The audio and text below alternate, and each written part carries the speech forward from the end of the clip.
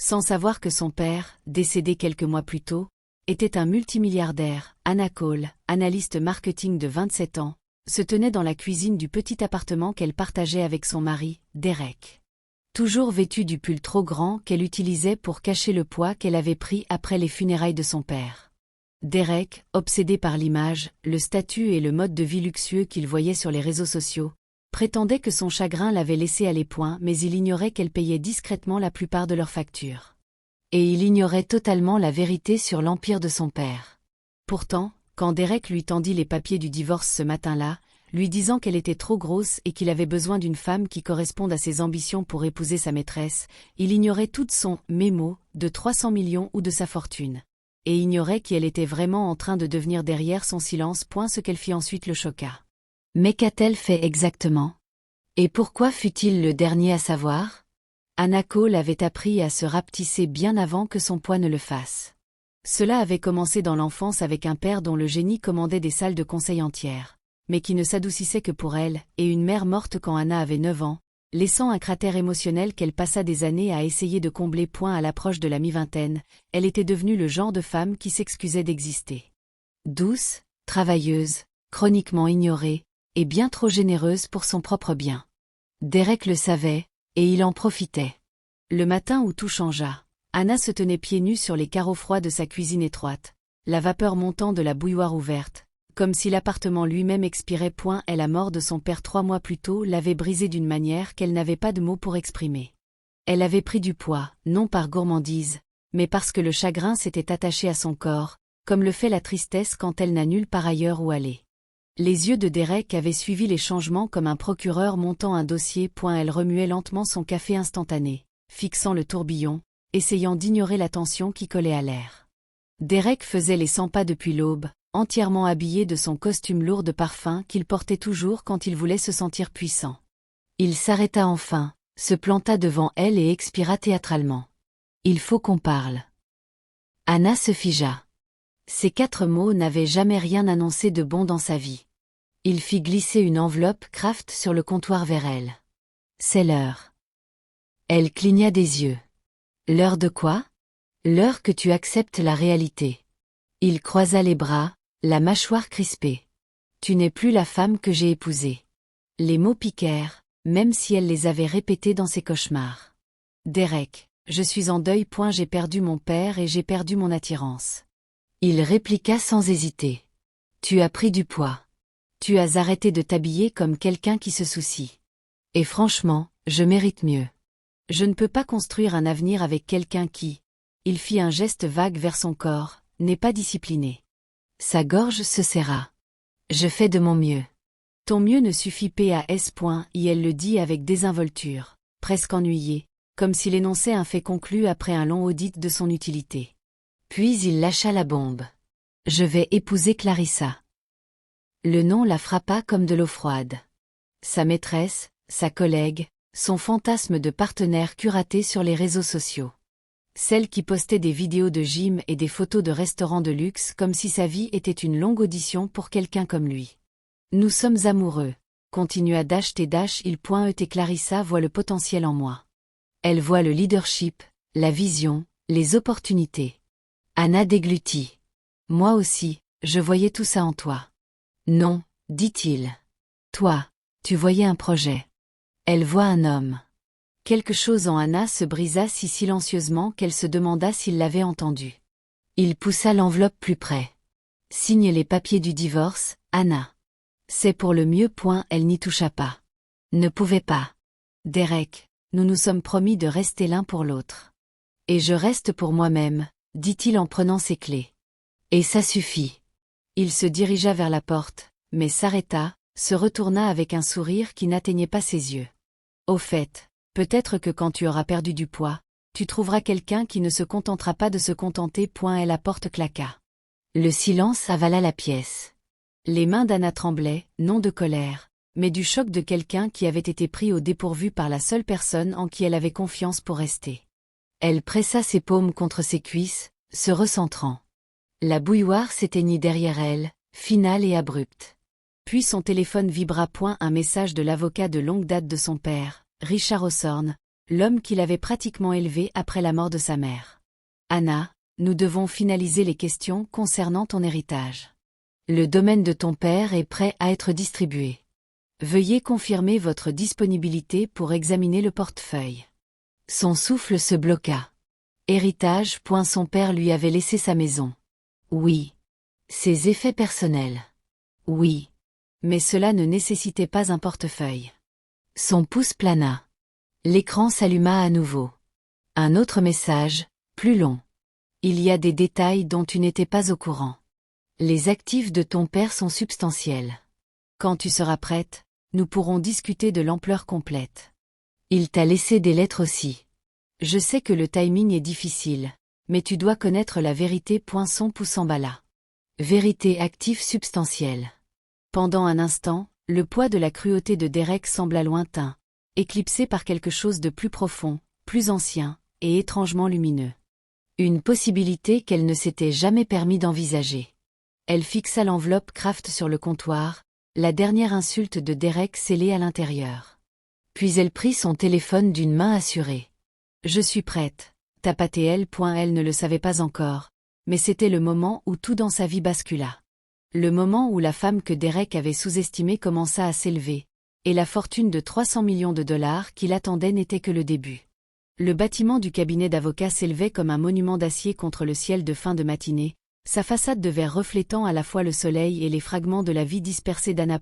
Elle n'y était pas venue depuis son adolescence, quand son père l'emmenait pour de courtes réunions, la laissant s'asseoir dans un coin avec un soda pendant qu'il négociait des partenariats valant plus que des quartiers entiers. Elle avait toujours pensé qu'il était à l'aise, peut-être classe moyenne supérieure, peut-être un peu plus. Et elle n'avait jamais vécu comme un milliardaire. Il portait des chemises simples, cuisinait ses propres repas, et lui disait que l'argent n'était qu'une ombre à moins d'être utilisée pour protéger ceux qu'on aime. Elle ignorait que cette ombre était plus grande que des villes entières. L'ascenseur sonna et s'ouvrit sur un hall calme bordé d'acajou. Une réceptionniste l'accueillit chaleureusement. Trop chaleureusement, pensa-t-elle, comme si elle accueillait quelqu'un de bien plus important qu'elle ne se sentait. Madame Cole. Monsieur Hawthorne vous attend. Bien sûr qu'il l'attendait. L'avocat de son père avait toujours été un homme posé, réfléchi.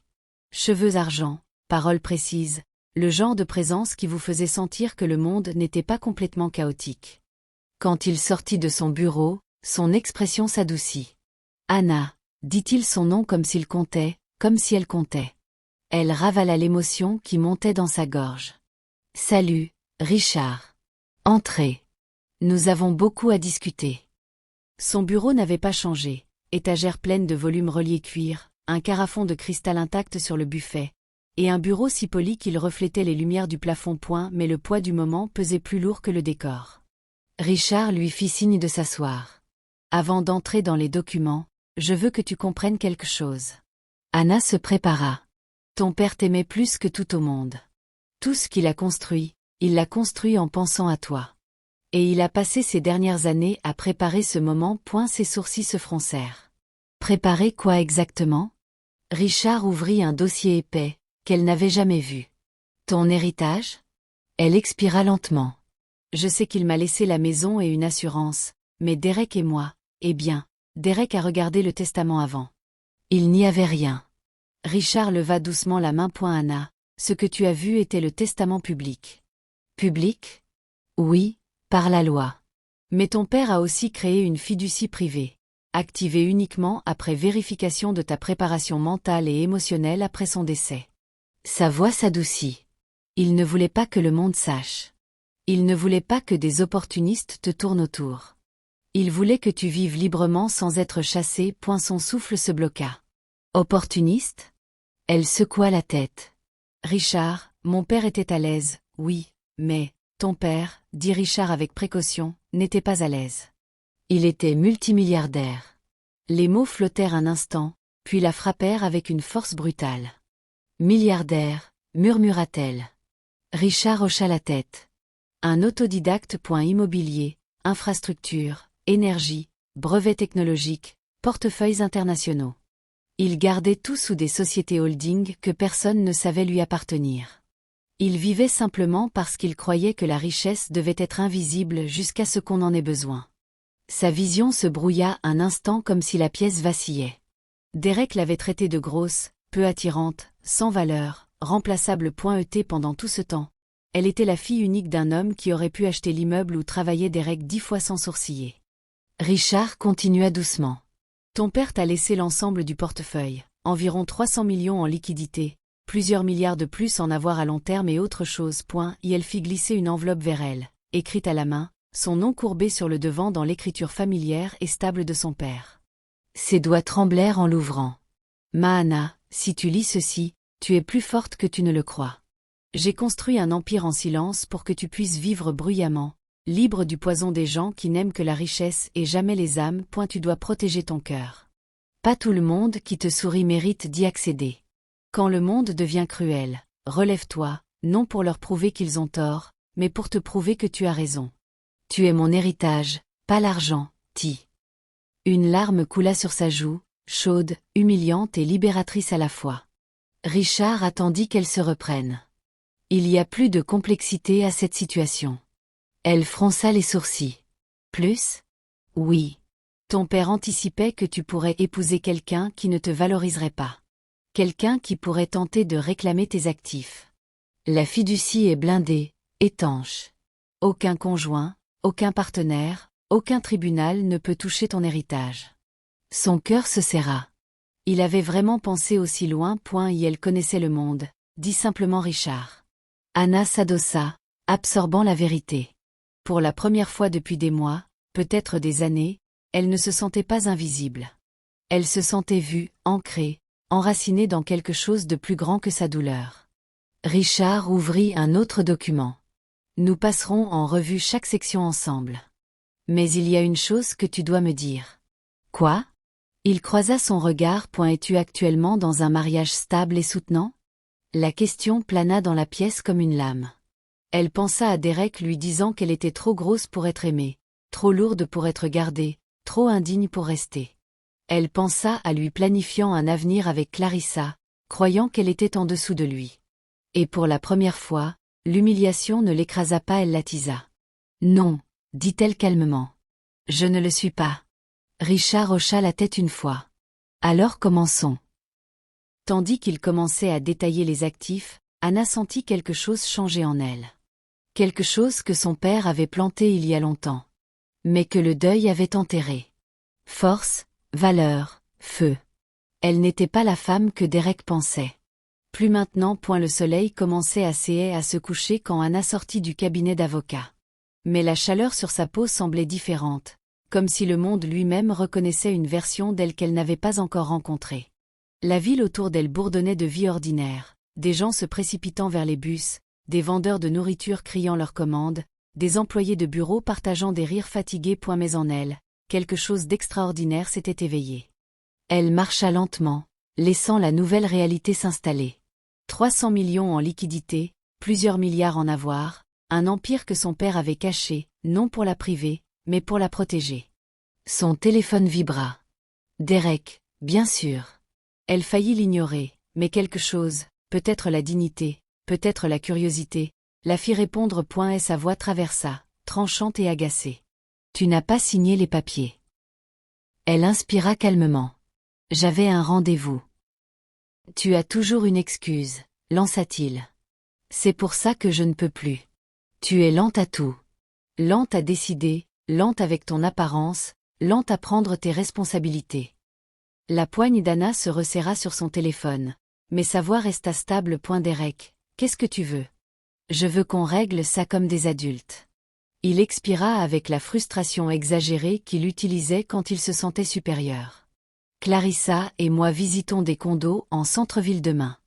J'ai besoin que tu signes avant. Je ne peux pas te laisser traîner et ruiner mon nouveau départ. Elle faillit rire. Les mots de son père résonnèrent. Protège ton cœur. Je m'en occupe, dit-elle calmement. Il n'entendit pas le changement de ton. Ou peut-être l'entendit-il et pensa que c'était de la faiblesse. Derek n'avait aucune idée de la force qui n'était pas bruyante, arrogante ou ornée de chaussures cirées. La force tranquille, la sienne, était invisible pour lui. Bien, marmonna-t-il. Je passerai demain matin. Ne viens pas, dit-elle. Je ne serai pas là. Cela sembla le déstabiliser. Depuis quand as-tu un endroit où aller? L'insulte glissa sur elle comme de l'eau. Elle ne lui devait aucune explication. Elle raccrocha avant qu'il ne continue. En marchant vers chez elle, son esprit dériva inattendument, non vers les milliards, mais vers le passé, vers Derek, vers le lent délitement qu'elle s'était reproché trop longtemps. Elle se souvenait de leur rencontre. Une soirée tranquille à un mixé de networking quand elle avait 24 ans, seule près du bar, sirotant un soda parce qu'elle ne faisait pas confiance à son estomac avec l'alcool. Derek l'avait approchée avec ce sourire éclatant et cette confiance tranchante qui remplissait la pièce. Il l'avait fait rire, l'avait fait se sentir vue, l'avait fait croire qu'elle entrait dans un amour qui guérirait les fissures que la vie avait creusées en elle. Mais avec le temps, les compliments devinrent des suggestions. Les suggestions devinrent des corrections. Les corrections devinrent des critiques livrées avec un sourire. Et les critiques devinrent le seul langage qui lui parlait. Il commença à surveiller ses repas. Peut-être saute les glucides ce soir, chérie. Il commença à choisir ses tenues. Ça cache mieux ton corps. Il commença à la comparer à des femmes en ligne. Essaie juste de t'approcher de cette forme. Et quand elle pleurait, il disait, tu exagères. Je t'aide. Elle avait confondu le contrôle avec l'attention. Elle avait pris la manipulation pour de l'amour. Au moment où son père mourut, elle était émotionnellement épuisée. Manger devint le plus petit réconfort qu'elle pouvait s'offrir sans être jugée. Et le chagrin élargit son corps plus vite que son esprit ne pouvait suivre. Derek ne lui pardonna jamais sa douleur. En approchant de leur immeuble, un souvenir la frappa avec une force stupéfiante, un moment qu'elle avait enfoui. C'était 2 ans après leur mariage. Elle avait été promue au travail, une augmentation dont elle était incroyablement fière. Elle était rentrée en courant, excitée de partager la nouvelle. Derek scrollait sur son téléphone, à peine levant les yeux. Et, dit-elle essoufflée. Devine quoi? Ils m'ont donné le poste de responsable marketing digital. C'est une grosse équipe et une grosse responsabilité. Il leva la main.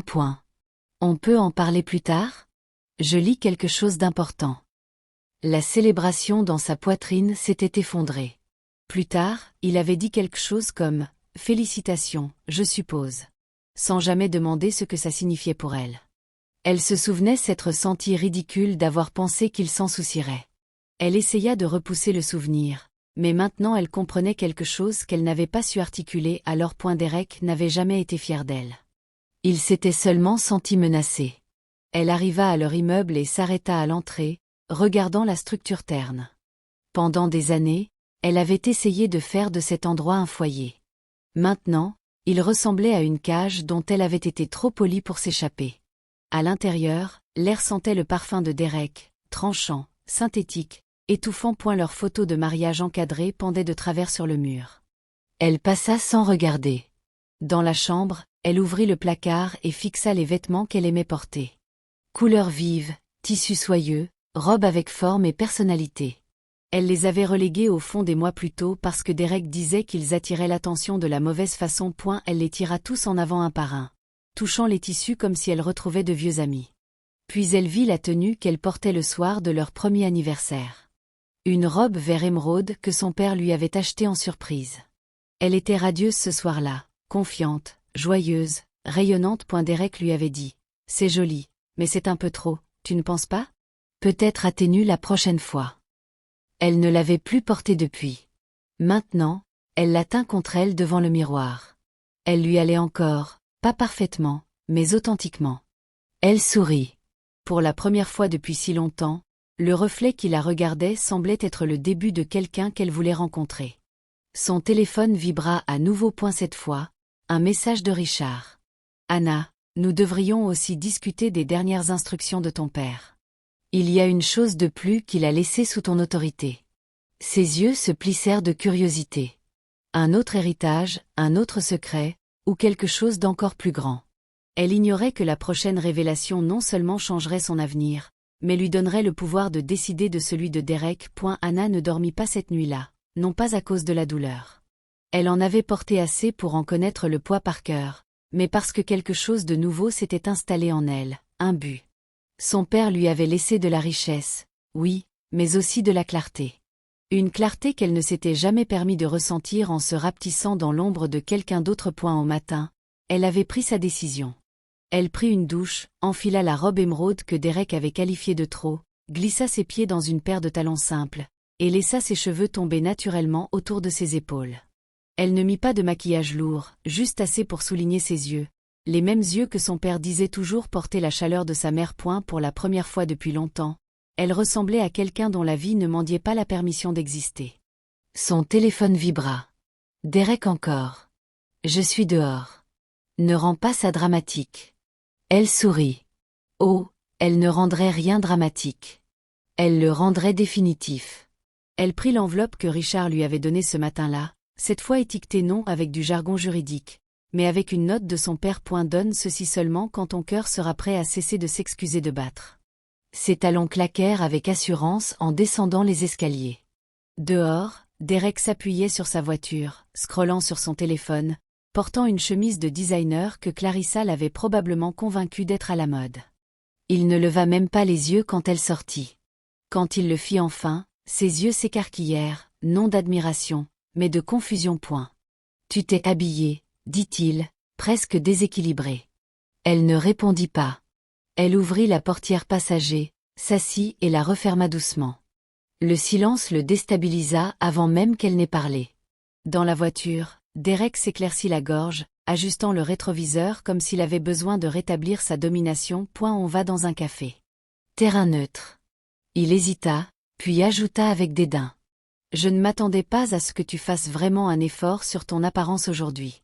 Anna regarda droit devant. Conduis, Derek. Il cligna des yeux. Elle n'avait jamais parlé comme ça avant. Le café était calme, juste quelques clients matinaux dispersés. Derek choisit une table dans un coin, stratégique pour que personne ne puisse l'entendre gérer sa femme. Il fit glisser les papiers du divorce vers elle, le visage crispé d'impatience. Signe simplement Clarissa et moi avons beaucoup à faire aujourd'hui. Elle tapa l'enveloppe de son père sur la table. On y viendra. Derek fronça les sourcils. C'est quoi ça? Quelque chose que mon père a laissé pour ce moment, dit-elle calmement. Derek ricana. Ô Seigneur, Anna, ne me dis pas que ton père t'a laissé une lettre émotionnelle. Je n'ai pas le temps pour des effondrements sentimentaux. Elle ouvrit l'enveloppe et plaça le document à l'intérieur devant lui. Il le saisit impatiemment, puis s'arrêta, puis fixa, son visage vidé de couleur. Quoi? C'est quoi ça? Murmura-t-il. C'est ce qu'on appelle une déclaration de transfert de fiducie, dit-elle. Les avocats peuvent mieux l'expliquer, mais en résumé, j'ai hérité des avoirs de mon père. Tous. Derek déglutit. Avoir comme une maison, un compte d'épargne, une fiducie de 300 millions, des milliards de plus en actifs, portefeuilles immobiliers, contrats énergétiques, investissements technologiques. Sa voix était douce. Factuelle, étrangement calme. Il cligna rapidement des yeux, la poitrine se soulevant et s'abaissant trop vite. Tu es quoi? Millionnaire? Multimillionnaire? Elle corrigea avec le potentiel de plus. À mesure que la fiducie mûrit, il la fixa comme s'il la voyait pour la première fois. Elle laissa le silence s'étirer. Mesuré, puissant, sans hâte. Puis elle se pencha légèrement. Et tu as divorcé de moi, dit-elle. Pour être trop grosse. Derek tressaillit. Trop grosse pour aimer, trop grosse pour soutenir, trop grosse pour mériter d'être à tes côtés. Elle garda un ton égal, mais chaque mot tombait comme un marteau. Tu pensais que j'étais en dessous de toi.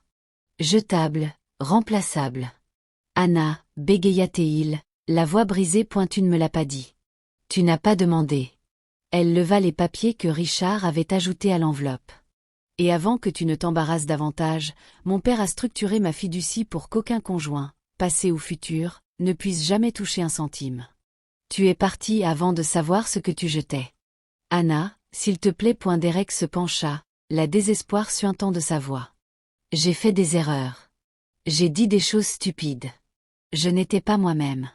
Tu étais exactement toi-même, dit-elle calmement. La vérité enveloppa la table comme un nœud coulant. La voix de Derek se brisa. Anna, je t'aime. Je t'ai toujours aimé. J'étais stressée. Effrayée. Clarissa m'a poussée. Anna leva la main, le faisant taire. Derek, ce n'est pas une question d'argent. C'est une question de valeur. La valeur que tu n'as jamais vue en moi parce qu'elle ne correspondait pas à ton idée de la perfection. Son visage s'effondra. Anna, s'il te plaît. Il tendit la main vers la sienne. Elle la retira. Lentement, délibérément, elle prit les papiers du divorce qu'il avait apportés avec tant de fierté et les signa d'un seul trait. Propre, audacieux, final. Elle les plaça dans ses mains tremblantes. Félicitations, Derek, murmura-t-elle. Tu as tout ce que tu voulais.